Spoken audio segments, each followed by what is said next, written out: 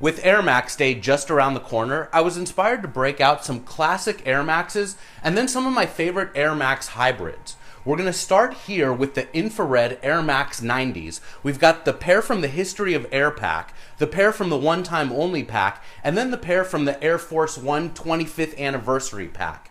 So in 2005, Nike made the History of Air pack, and it was released very early in 2006 to introduce the Air Max 360.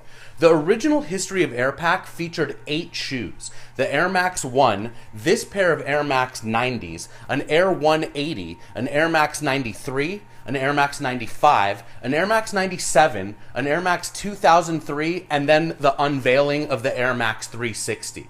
Shortly after the History of Air pack came out, Nike released the One Time Only pack, which featured 12 hybrid shoes featuring 360 midsoles and outsoles. You can see right here, this back shoe is from the One Time Only pack. It's the upper of an infrared 90, but with a 360 midsole and outsole. Those shoes came out at the end of September 2006, on the same day as the release of the Grapes, and it was actually September 30th, 2006, which is the last day of the fiscal quarter for Nike.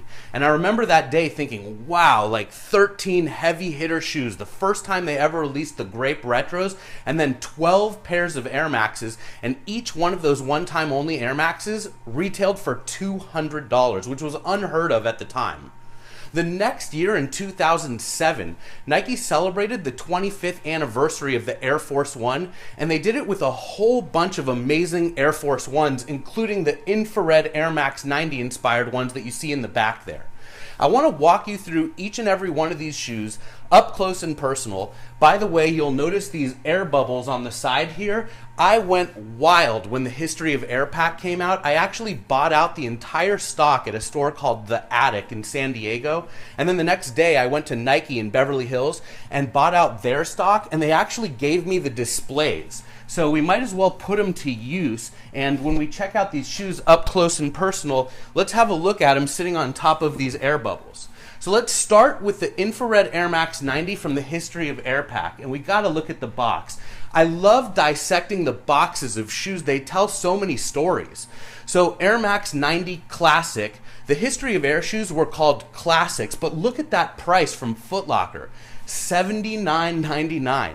$79.99. What a much simpler time, where Nike wasn't trying so hard to capitalize on all of their iconic shoes and sell them for crazy inflated prices. Like Air Max 90s now are selling for anywhere from $120, $130, $140 depending on the features.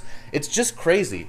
But honestly, this one right here is cooler than all the ones that are coming out now with the inflated prices. It's very similar to the original Air Max 90 that came out back in the day.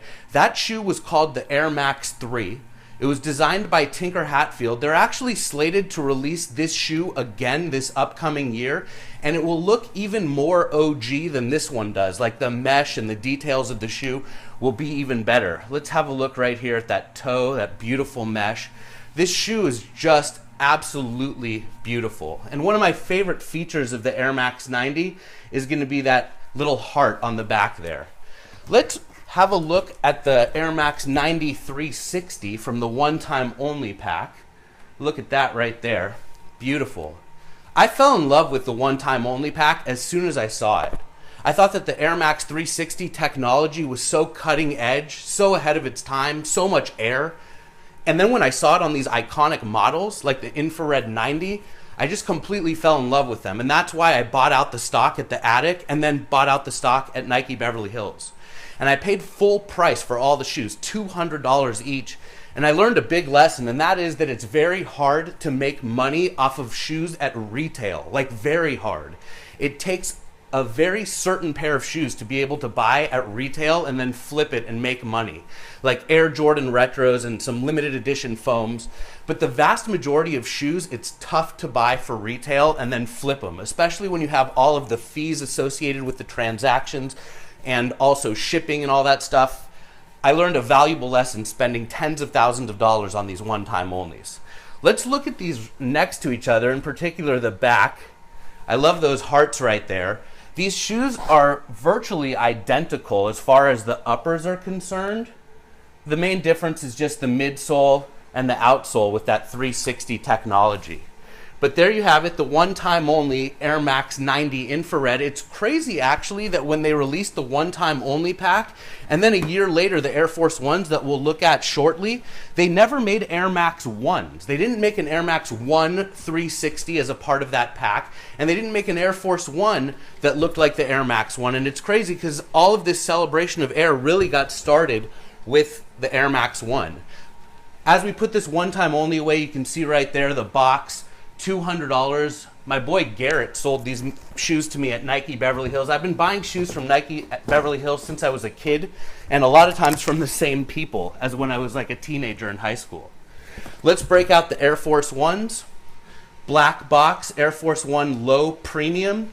These shoes did not sell well. They ended up at the factory stores everywhere, and I was buying them on clearance. There you have it. Beautiful shoe. Really great details. You can see the gray, the white, the black, and the infrared, the iconic colorway of the Air Max 90. They took that same little heart pattern, put it on the heel right here. Some very nice details, little chrome tips on the laces.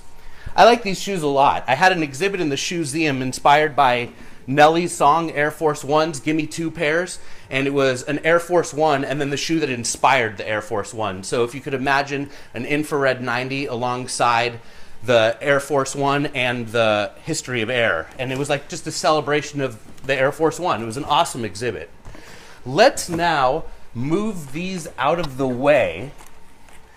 We've talked enough about the Air Max 90, and I want to move to the next shoe to break down for you, and it's going to be the Air Max 95 in cool gray and neon.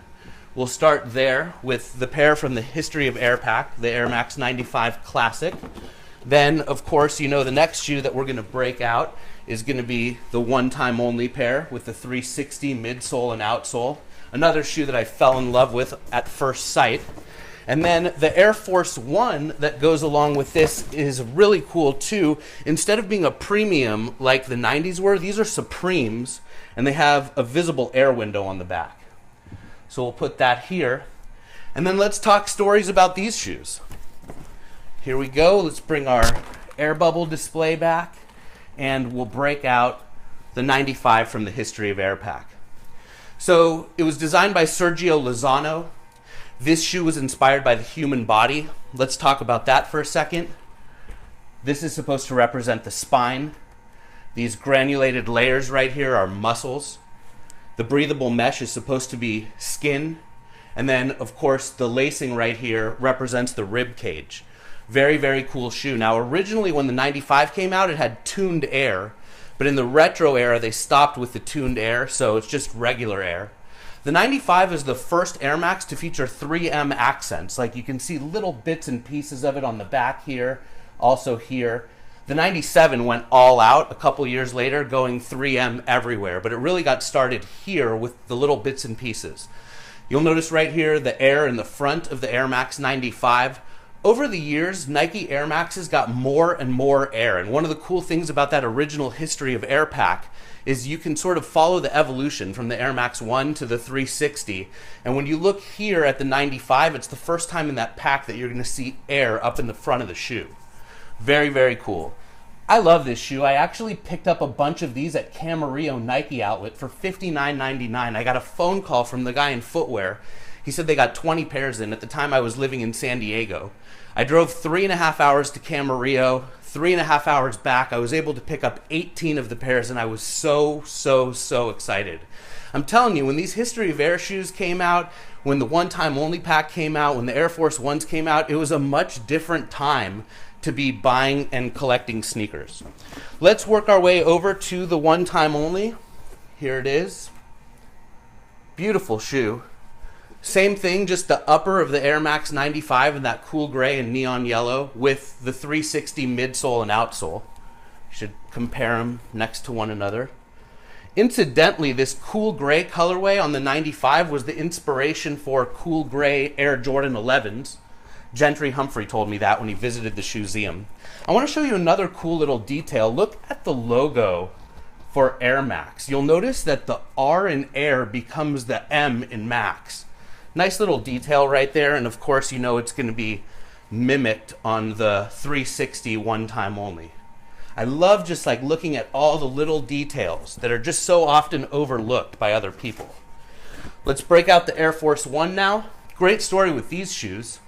I ran into these at Gilroy at a Nike factory store. They were $59.99. The store had about 60 pairs. We all know that there are rules at the outlet that each person can only buy 10 pairs of shoes at a time. And I was looking at these 60 shoes for 60 bucks.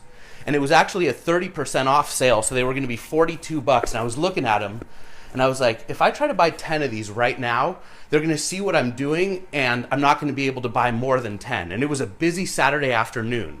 And what I decided to do was be very strategic. I bought these shoes 4 at a time, and I would buy 4 and bring them out to the car, and go grab 4 more and go to another register. It took me about 3.5 hours. I ended up getting 56 out of the 60 pairs for $42 each, and I was selling them on eBay for $123.45. This was a very profitable shoe, and I just remember being so patient and just taking my time and not trying to create a scene and not trying to let any manager know that I was in there pillaging their bin of Air Max 95 Air Force Ones. So let's look at these next to one another. That same Air Force logo is going to be on the tongue right there. Gosh, these are just beautiful shoes. You can imagine how excited I was when I ran into them at the factory store for just $59.99, and then for it to be on sale at 30% off, just crazy. You can see that the colorway of the uppers, the different shades of gray with the neon yellow, it's just very, very similar to the history of Air, the classic Air Max 95. They did a great job on these Air Force Ones. I wish that more of the Air Force Ones from this era had the visible air bubble back here. As we get to the 97s next, you'll see that Nike did not put the visible air window on there, which is weird because the 97 is known for being the shoe that took visible air to the next level, going all the way from heel to toe. Let's move these beautiful shoes out of the way and get to the Air Max 97s, which are my all-time favorite shoes. Here's the Air Max 97 Classic from the history of Air Pack. It's just gorgeous. I've had the privilege of meeting Christian Tresser. He's the designer of the Air Max 97. Now, Nike will tell you that the shoes were inspired by Japanese bullet trains, but Christian told me that the shoes are actually inspired by water in a pond, like a drop of water and then the concentric circles that are generated. The drop of water is actually supposed to be the swoosh, and then all of these 3M rings represent the concentric circles in the lake or the puddle, if you will. Very cool story, and I was like blown away to learn that all along I thought that the shoes were inspired by one thing, and in fact they were inspired by something completely different. And then here is the pair of 97 Air Force Ones. This shoe was rare, like super duper rare. The 90s and the 95s that we looked at were not nearly as rare as the 97 for some reason. Anyway, let's bring back the air bubble display and have a look at some of these gorgeous shoes. First, we'll start with the 97. I've been wearing this shoe constantly since 1997. I bought my first pair from Ellie at Sporty LA when I was in college at the University of Arizona. The shoe came out, I fell in love with it. I fell in love with the metallic silver and the red and the black, but mostly the big visible air bubble. It was the first time that Nike went heel to toe with Air. And I actually bought these shoes from Ellie in a size 13 because that's all he had. And I wear an 11.5, so I double socked it and wore them anyways. And I just love them. I just think it's so classic, and to this day, it's my favorite pair of Nikes. Like, if you take rarity and value and all of that out of the equation, and you're just talking about favorite pair of shoes to wear, to admire, these are them. So there's the history of Air model. Let's break out the one-time onlys and then compare them. Same thing, you got the upper of the Air Max 97 with the midsole and outsole of the Air Max 360. So, you know, compare them side by side. They just did such a great job on this pack. Back here, the heel tabs, it's like all the little details were taken from these classic Air Maxes and put on these hybrids. Usually I'm not such a fan of hybrids. Like, I love the OG stuff, But in these cases, with the one-time only pack and then with the Air Force Ones, I just think Nike did a great job of taking the iconic elements of these Air Maxes and putting them on other shoes. Let's have a look at these up in the front. Gorgeous. There's that drop of water and the concentric circles. Amazing inspiration right there. And then lastly, of course, we've got to break out those Air Force Ones that we were talking about. Very rare, like very, very rare. And they made so many different Air Force Ones in 2007 inspired by iconic shoes. Not just the 3 that we broke out here, but also Moab, Safaris, Huaraches, like you name it, iconic Nikes were put on Air Force Ones. And this one was not readily available, whereas the other ones were. So let's look at the details. 3M silver, just like the 3M silver. This little mesh right here is just like the mesh right here. You've got this pull tab on the tongue, which is mimicked right here. Same thing with the heels. That iconic Air Max that's written on that heel pull tab was transferred over to the Air Force One. I just can't say enough about the Air Force Ones and the one-time only shoes. They did a great job executing on these hybrids. So what's next? What are they going to take these Air Maxes to next?